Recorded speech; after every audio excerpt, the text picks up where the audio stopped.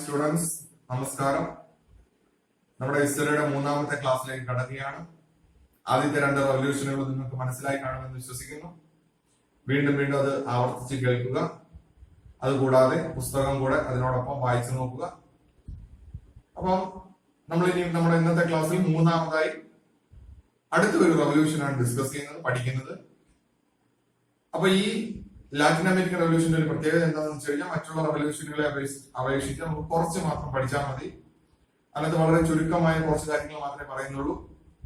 മറ്റ് റവല്യൂഷനുകൾ കുറച്ചുകൂടെ ബ്രീഫായിട്ട് പഠിക്കാനുണ്ടെങ്കിൽ Latin American revolution കുറച്ചുകൂടെ ചെറുതായിട്ട് അല്ലെങ്കിൽ കുറച്ച് ഭാഗങ്ങൾ മാത്രം പഠിച്ചാൽ മതി. ലാറ്റിൻ അമേരിക്ക എന്ന വൻകരയെ കുറിച്ച് നിങ്ങൾ കേട്ടിട്ടുണ്ട്. വലുപ്പത്തിൽ 4ാം സ്ഥാനത്ത് നിൽക്കുന്ന വൻകരയാണ് ലാറ്റിൻ അമേരിക്ക അല്ലെങ്കിൽ തെക്കേ അമേരിക്ക. ലാറ്റിൻ അമേരിക്ക എന്ന വൻകരയെ കുറിച്ച് ചിലപ്പോൾ പറഞ്ഞ് നമുക്ക് അറിയത്തില്ല. ചിലപ്പോൾ അവിടുത്തെ രാജ്യങ്ങളെ കുറിച്ച് പറഞ്ഞു കഴിഞ്ഞാൽ ചിലപ്പോൾ നമുക്ക് മനസ്സിലാകും. നിങ്ങൾ കേട്ട് കാണും അർജന്റീന, ബ്രസീൽ, പെറു, ഉറുഗ്വേ ഇങ്ങനെ കുറച്ച് രാജ്യങ്ങളുടെ പേര് കേട്ടിട്ടുണ്ട്. ഈ രാജ്യങ്ങളെല്ലാം ലാറ്റിൻ അമേരിക്കൻ രാജ്യങ്ങളാണ്. എന്നാൽ ഈ ലാറ്റിൻ അമേരിക്കൻ രാജ്യങ്ങളെല്ലാം ഒരു കാലഘട്ടത്തിൽ കോളനികളായിരുന്നു. ആരുടെ കോളനി ആയിരുന്നു എന്ന് ചോദിച്ചാൽ യൂറോപ്യന്മാരുടെ, അല്ലെങ്കിൽ യൂറോപ്യന്മാരാണ് ഈ ലാറ്റിൻ അമേരിക്കൻ രാജ്യങ്ങളെ കോളനിയാക്കിയത്. അപ്പൊ നമുക്കറിയാം, നമ്മൾ ഫസ്റ്റ് നോർത്ത് അമേരിക്കൻ റവല്യൂഷൻ പഠിച്ചപ്പോൾ അതിനകത്തും നോർത്ത് അമേരിക്കയും കോളനിയാക്കിയത് അല്ലെങ്കിൽ വടക്കേ അമേരിക്കയും കോളനിയാക്കിയത് യൂറോപ്യന്മാരാണ്. ഇന്ത്യയെ കോളനിയാക്കിയത് യൂറോപ്യന്മാരാണ്. ബ്രിട്ടൻ, ഫ്രാൻസ് പോലുള്ള രാഷ്ട്രങ്ങളാണ് കോളനിവൽക്കരണത്തിന് വേണ്ടി മത്സരിച്ചത്. അവരാണ് ചെറിയ ചെറിയ രാഷ്ട്രങ്ങളെ പിടിച്ചെടുക്കുകയും അവരുടെ അധികാരം പിടിച്ചെടുക്കുകയും അവിടെ കൊണ്ടുപോയി കോളനി സ്ഥാപിച്ചതും ഒക്കെ നമുക്കറിയാവുന്ന കാര്യങ്ങളാണ്. അപ്പൊ ഇവിടെ ലാറ്റിൻ അമേരിക്കയിലും, എന്നാൽ ഫ്രഞ്ച് റവല്യൂഷൻ നമ്മൾ പഠിച്ച സമയത്ത് കോളനിവൽക്കരണം അല്ല പ്രശ്നം, അത് അവരുടെ തന്നെ രാജ്യത്തിനകത്തെ പ്രശ്നങ്ങളാണ് നമ്മൾ പഠിച്ചത്. നേരെ നമ്മൾ ലാറ്റിൻ അമേരിക്കൻ റവല്യൂഷനിലോട്ട് വരുമ്പോൾ അതിന് കാരണം യൂറോപ്യന്മാരുടെ കോളനിവൽക്കരണമാണ്. യൂറോപ്യന്മാർ ലാറ്റിൻ അമേരിക്കയെ കോളനിയാക്കിയതാണ് ലാറ്റിൻ അമേരിക്കൻ റവല്യൂഷന്റെ കാരണം. എന്നാൽ ഇവിടെ നമ്മൾ തികച്ചും വ്യത്യസ്തമായി ബ്രിട്ടനും ഫ്രാൻസിന്റെയും ഒരു കോളനിവൽക്കരണമല്ല പഠിക്കുന്നത്. യൂറോപ്പിൽ നിന്ന് തന്നെയുള്ള മറ്റ് രണ്ട് രാഷ്ട്രങ്ങളുടെ കോളനിക്ക് വേണ്ടിയുള്ള മത്സരവും അവരുടെ ഇടപെടലും അവര് ലാറ്റിൻ അമേരിക്കൻ രാജ്യങ്ങളെ ചൂഷണം ചെയ്ത ഒരു കഥയുമാണ് ഈ ഒരു വിപ്ലവത്തിൽ നമ്മൾ പഠിക്കുന്നത്. അപ്പൊ അത് ആരൊക്കെയാണെന്ന് നമ്മൾ മനസ്സിലാക്കണം. ആ രണ്ട് രാഷ്ട്രങ്ങളാണ് ഈ ലാറ്റിൻ അമേരിക്കൻ രാജ്യങ്ങളെ ആകമാനം കോളനിയാക്കുകയും അവരവിടെ ആവശ്യമില്ലാത്ത ഇടപെടലുകൾ നടത്തുകയും അവിടുത്തെ സാധാരണ ജനങ്ങളെ ചൂഷണം ചെയ്യുകയും ചെയ്തത്. അപ്പൊ അതാരൊക്കെയാണെന്ന് സിമ്പിൾ ആയിട്ട് പറയാം. ഒന്ന് സ്പെയിനും, രണ്ട് പോർച്ചുഗലുമാണ്. സ്പെയിനും പോർച്ചുഗലുമാണ് ലാറ്റിൻ അമേരിക്കൻ രാജ്യങ്ങളെ കോളനിയാക്കിയത്. ഇവർ മത്സരമായിരുന്നു. ഇനി എന്ത് കണ്ടിട്ടാണ് ലാറ്റിൻ അമേരിക്കൻ രാജ്യങ്ങളിലേക്ക് ഇവർ പോയത് എന്ന് ചോദിച്ചു കഴിഞ്ഞാൽ ധാരാളം പ്രകൃതി വിഭവങ്ങളും നാച്ചുറൽ റിസോഴ്സസും അതുപോലെ തന്നെ സ്വർണം, വെള്ളി പോലുള്ള മെറ്റൽസിന്റെയും നിക്ഷേപം ഉണ്ടായിരുന്ന ഒരു വൻകരയായിരുന്നു ലാറ്റിൻ അമേരിക്ക. ഇത് കണ്ടുകൊണ്ടാണ് നമ്മുടെ യൂറോപ്യന്മാർ അവിടേക്ക് പോകുന്നത്. അവർ അവിടെ ചെന്നതിന് ശേഷം ആ ലാറ്റിൻ അമേരിക്കൻ രാജ്യങ്ങളെ പിടിച്ചെടുക്കുകയും അവിടെ അവരുടെ കോളനി സ്ഥാപിക്കുകയും ചെയ്യുന്നു. ടെക്സ്റ്റ് വായിച്ചു തുടങ്ങുമ്പോൾ അവിടെ പാബ്ലോ നെരൂദ എന്ന് പറയുന്ന ഒരു കവി യഥാർത്ഥ ലാറ്റിൻ അമേരിക്കൻ ജനതയുടെ അവസ്ഥയെ പറ്റി നല്ല വിശാലമായിട്ട് പറയുന്നുണ്ട്. ജനങ്ങൾ ഏത് രീതിയിൽ സ്പെയിനെ കൊണ്ടും പോർച്ചുഗലിനെ കൊണ്ടും ബുദ്ധിമുട്ട് അനുഭവിച്ചിരുന്നു എന്ന് കൃത്യമായി പറയുന്നുണ്ട്. ഒരു കാരണം നമുക്കറിയാം, ഇന്ത്യ എന്ന രാജ്യം ബ്രിട്ടനെ കൊണ്ട് എന്തുമാത്രം ബുദ്ധിമുട്ട് അനുഭവിച്ചിരുന്നു. ബ്രിട്ടൻ നമ്മുടെ മേൽ എന്തുമാത്രം നിയന്ത്രണങ്ങൾ ഏർപ്പെടുത്തിയിരുന്നു. നമ്മള് ബ്രിട്ടനെ ഇവിടെ നിന്ന് നമ്മുടെ സ്വാതന്ത്ര്യത്തിലേക്ക് എത്തിക്കാൻ വേണ്ടി നമ്മൾ എന്തുമാത്രം കഷ്ടപ്പെട്ടു എന്ന് നമുക്ക് അറിയാം. അപ്പൊ ഇവിടെ ലാറ്റിൻ അമേരിക്കയിൽ സ്പെയിനും പോർച്ചുഗലും ചേർന്ന് നടത്തിയ ഈ ഒരു കോളനിവൽക്കരണത്തിനെതിരെ അവർ വിപ്ലവം ഉണ്ടാക്കി. ഇവരെ പ്രചോദിപ്പിച്ചത്, ഞാൻ നേരത്തെ ക്ലാസ്സുകളിൽ പറഞ്ഞിട്ടുള്ളതാണ്, ഇവരെ പ്രചോദിപ്പിച്ചത് ഫ്രഞ്ച് റവല്യൂഷനും അമേരിക്കൻ വാർ ഓഫ് ഇൻഡിപെൻഡൻസും ഒക്കെയാണ്. പ്രത്യേകിച്ച് ഫ്രഞ്ച് റവല്യൂഷൻ ഇവർക്ക് വലിയ ഇൻഫ്ലുവൻസ് കൊടുത്തിട്ടുണ്ട്. ഫ്രഞ്ച് വിപ്ലവത്തിന്റെ സ്വാധീനം, ഫ്രഞ്ച് വിപ്ലവം സക്സസ് ആയിരുന്നു. അതുകൊണ്ട് തന്നെ ആ ഫ്രഞ്ച് വിപ്ലവം ലാറ്റിൻ അമേരിക്കൻ ജനതയെ സ്വാതന്ത്ര്യം നേടിയെടുക്കാൻ വിപ്ലവം നയിക്കാൻ അവരെ പ്രചോദിപ്പിച്ചത്. അപ്പൊ അങ്ങനെയെങ്കിൽ ആദ്യം പാബ്ലോ നെരൂദയുടെ ഒരു കവിതയുടെ ഒരു ഭാഗത്തിലൂടെയാണ് അവിടെ തുടങ്ങുന്നത്. അപ്പൊ അത് ടെക്സ്റ്റിൽ നമ്മൾ വായിച്ചു നോക്കുമ്പോൾ നമുക്കത് മനസ്സിലാവും. അപ്പൊ ഞാനത് വായിക്കുന്നില്ല, പകരം താഴോട്ട് വരികയാണ്. ലാറ്റിൻ അമേരിക്കയുടെ സവിശേഷതകളെ കുറിച്ചാണ് അവിടെ പറയുന്നത്. എന്തൊക്കെയായിരുന്നു ലാറ്റിൻ അമേരിക്കയുടെ സവിശേഷതകൾ എന്ന് നമുക്ക് നോക്കാം. അതിനകത്ത് ഒന്നാമത് പറയുന്നു അബണ്ടൻസ് ഓഫ് റിസോഴ്സസ് എന്ന് പറഞ്ഞു കഴിഞ്ഞാൽ ധാരാളം വിഭവങ്ങൾ അല്ലെങ്കിൽ വിഭവങ്ങളുടെ ഒരു സമൃദ്ധിയായിരുന്നു, പ്രകൃതി വിഭവങ്ങളുടെ സമൃദ്ധിയായിരുന്നു ലാറ്റിൻ അമേരിക്കയിൽ. ഈ പ്രകൃതി വിഭവങ്ങൾ ധാരാളം ഉണ്ടായത് കാരണമാണ് ഈ യൂറോപ്യന്മാർ അത് കണ്ടുകൊണ്ടാണ് ലാറ്റിൻ അമേരിക്കയിലേക്ക് വരുന്നത്. രണ്ടാമതായി പറയുന്നു ധാരാളം കൾട്ടിവേറ്റഡ് മൈസ് എന്ന് പറഞ്ഞാൽ നമുക്കറിയാം ചോളം.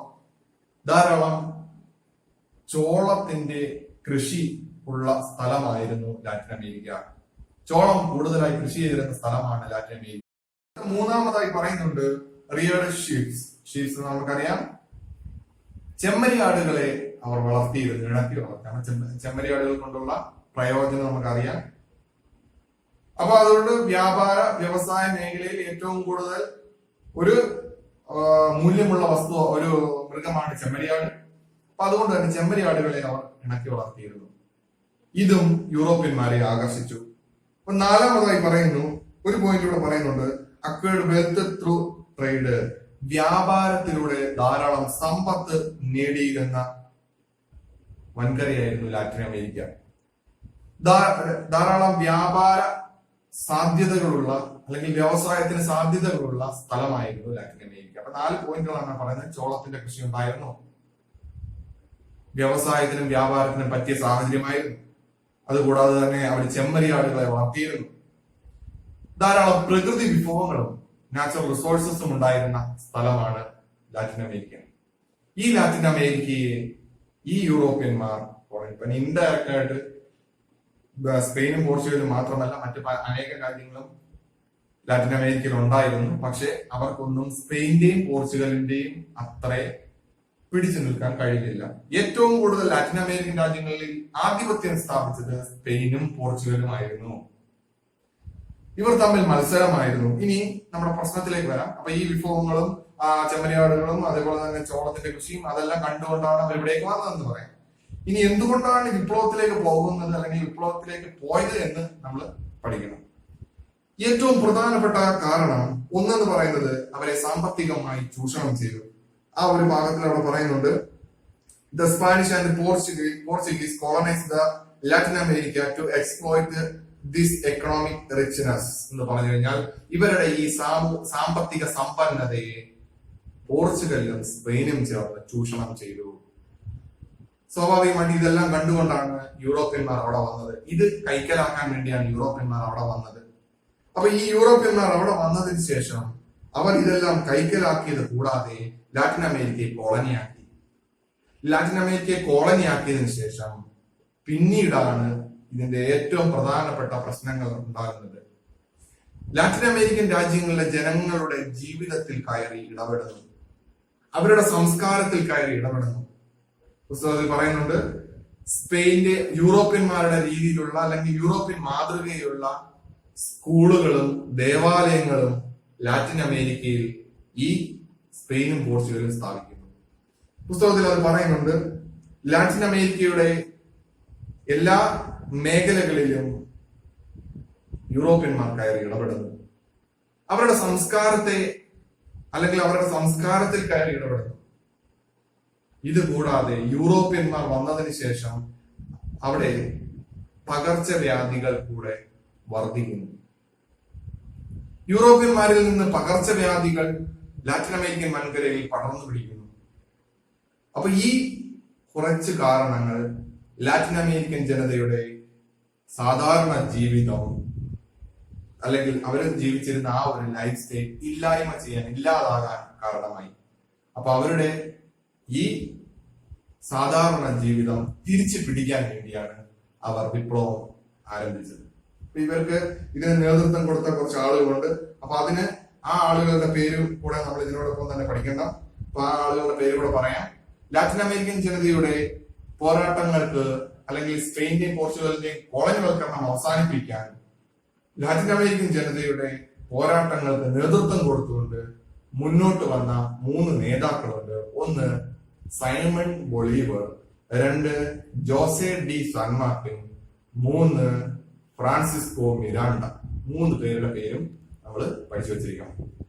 അപ്പൊ ഇതാണ് പ്രധാനപ്പെട്ട 3 ലീഡേഴ്സ് ലാറ്റിൻ അമേരിക്കൻ റവല്യൂഷന്റെ. ലാറ്റിൻ അമേരിക്കൻ റവല്യൂഷന്റെ അടിസ്ഥാന കാരണങ്ങൾ ഒന്നുകൂടെ റിവൈൻഡ് ചെയ്യാം. അവരുടെ സംസ്കാരത്തിൽ കയറി ഇടപെട്ടു. വേണമെങ്കിൽ നമുക്ക് ഇംഗ്ലീഷ് ഒന്നുകൂടെ റീഡ് ചെയ്യാം. The Spanish and Portugal propagated their language, religions and customs.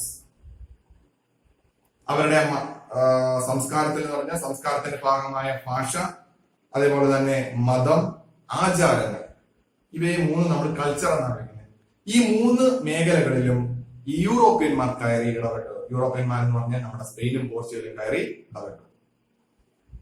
അവിടെ ലാറ്റിൻ അമേരിക്കക്കാർക്ക് തനതായ ഒരു മതമുണ്ടായിരുന്നു, ആചാരങ്ങൾ ഉണ്ടായിരുന്നു, അതേപോലെ തന്നെ അവർക്ക് ഭാഷ ഉണ്ടായിരുന്നു. എന്നാൽ ഇവിടെയെല്ലാം സ്പെയിനും പോർച്ചുഗലും അവരുടേതായ ഭാഷയും മതവും ആചാരങ്ങളും അവരെ നിർബന്ധിച്ച് പഠിപ്പിക്കാൻ ശ്രമിച്ചു. ഇന്ന് നമുക്കറിയാം ലോകത്തിലെ ഏറ്റവും കൂടുതൽ ആളുകൾ സംസാരിക്കുന്ന ഭാഷയാണ് സ്പാനിഷ്. എന്തുകൊണ്ടാണ് അതങ്ങനെ വന്നതെന്ന് ചോദിച്ചു കഴിഞ്ഞാൽ ഇതേ അവസ്ഥ തന്നെയാണ്. കോളനി രാജ്യങ്ങളിൽ അവർ അവരുടെ ഭാഷ കൂടെ നിർബന്ധിപ്പിച്ച് ജനങ്ങളെ കൊണ്ട് പഠിപ്പിച്ചു. അപ്പൊ ഇതാണ് പ്രധാനപ്പെട്ട ഒരു റീസൺ. അതുകൂടാതെ രണ്ടാമതായി പറയുന്നുണ്ട്, they built houses and churches in Spanish style. Several schools were established for imparting Spanish system of education. Spain അവരുടെ യൂറോപ്യൻ സ്റ്റൈലിലുള്ള സ്കൂളുകൾ സ്ഥാപിച്ചു. അതുകൂടാതെ അവർ ദേവാലയങ്ങൾ നിർമ്മിച്ചു. അതുകൂടാതെ വിദ്യാഭ്യാസം പ്രചരിപ്പിച്ചു. സ്കൂളുകൾ സ്ഥാപിച്ചു, ദേവാലയങ്ങൾ നിർമ്മിച്ചു. ഇതൊന്നും കൂടാതെ വിദ്യാഭ്യാസ രീതിയും സ്പാനിഷ് സ്റ്റൈലിലുള്ളതായിരുന്നു. ഇപ്പൊ യൂറോപ്യന്മാർ എന്തുമാത്രം സാധാരണക്കാരായ ലാറ്റിൻ അമേരിക്കൻ ജനതയുടെ ജീവിതത്തിൽ ഇൻഫ്ലുവൻസ് അല്ലെങ്കിൽ സ്വാധീനം ചെലുത്തി എന്ന് നമുക്കിവിടെ മനസ്സിലാക്കാം. അവരുടെ സംസ്കാരത്തെ ആകമാനം കയറി അല്ലെങ്കിൽ സംസ്കാരത്തിൽ മൊത്തത്തിൽ ഒരു ഇടപെടൽ നടത്തിയിരിക്കുകയാണ് യൂറോപ്യന്മാർ. വളരെ സിമ്പിളായിട്ട് പഠിക്കാവുന്ന ഒരു റവല്യൂഷനാണ്. സ്പെയിന്റെയും പോർച്ചുഗലിന്റെയും കടന്നുകയറ്റത്തിലൂടെ വലിയ ഒരു അസ്വസ്ഥതയാണ് നമ്മുടെ ലാറ്റിൻ അമേരിക്കൻ ജനതയ്ക്ക് ഉണ്ടായത്. അപ്പൊ ഇനി അതിന്റെ ഏറ്റവും റിസൾട്ടിലോട്ട് പോകുന്ന സമയത്ത് ഈ 3 ആളുകളുടെ ഇടപെടൽ, നേരത്തെ പറഞ്ഞ 3 ആളുകളുടെ ഇടപെടൽ ഉണ്ടായി. ആരൊക്കെയാണെന്നത് നമുക്കറിയാം. ഒന്നുകൂടെ പറഞ്ഞുതരാം. Simon Bolivar, Jose de San Martin, Francisco Miranda. ഇവർ 3 പേരാണ് ലാറ്റിൻ അമേരിക്കൻ റവല്യൂഷന്റെ. ലാറ്റിൻ അമേരിക്കയിലെ ജനങ്ങൾക്ക് യാതൊരു വിധത്തിലുള്ള സ്വാതന്ത്ര്യം ഇല്ലാതിരുന്ന സമയത്താണ് ഈ 3 വ്യക്തികളുടെ ഇടപെടൽ. അവരുടെ സമ്പത്ത് മുഴുവനും കൊള്ളയടിച്ചുകൊണ്ട് പോയി. അത് തുടർന്നുകൊണ്ടേയിരിക്കുന്നു. അവരെ കൊണ്ട് കൂലി കൊടുക്കാതെ അവരെ കൊണ്ട് പണിയെടുപ്പിക്കുന്നു. അങ്ങനെ നിരവധി ചൂഷണങ്ങൾ നടത്തിക്കൊണ്ടിരിക്കുന്ന ഈ ഒരു സാഹചര്യത്തിലാണ് ഈ 3 വ്യക്തികളുടെയും ഇടപെടൽ. ഈ 3 വ്യക്തികളും നല്ല രീതിയിൽ ജനങ്ങളെയും കൂടെ ഉൾപ്പെടുത്തിക്കൊണ്ട് വിപ്ലവം ഉണ്ടാക്കി. സൈമൺ ബൊളീവർ വളരെ ഫേമസ് ആണ്. ഏകദേശം 7ലധികം രാഷ്ട്രങ്ങളുടെ ഒരു രാഷ്ട്രപിതാവായിട്ടാണ് സൈമൺ ബൊളീവറിനെ അറിയപ്പെടുന്നത്. അപ്പൊ ഇങ്ങനെ ഈ 3 വ്യക്തികളുടെ ഇടപെടലിന്റെ ഫലമായി ലാറ്റിൻ അമേരിക്കയിലെ എല്ലാ രാജ്യങ്ങൾക്കും സ്വാതന്ത്ര്യം കിട്ടി. സ്പെയിനും പോർച്ചുഗലും അവരുടെ ആധിപത്യം, കോളനിവൽക്കരണം അവിടെ അവസാനിപ്പിക്കുകയും അവിടെ നിന്ന് അവർ പോകാൻ തയ്യാറാവുകയും അവിടെ സ്വാതന്ത്ര്യം സ്ഥാപിക്കുകയും ചെയ്തു. ഇതാണ് ലാറ്റിൻ അമേരിക്കൻ റവല്യൂഷൻ. സ്പെയിന്റെയും പോർച്ചുഗലിന്റെയും കോളനിവൽക്കരണത്തിനെതിരെ ലാറ്റിൻ അമേരിക്കയിലെ ജനങ്ങൾ ഉണ്ടാക്കിയ വിപ്ലവമാണ്, മാറ്റങ്ങൾക്ക് വേണ്ടി നടത്തിയ വിപ്ലവമാണ് ലാറ്റിൻ അമേരിക്കൻ റവല്യൂഷൻ.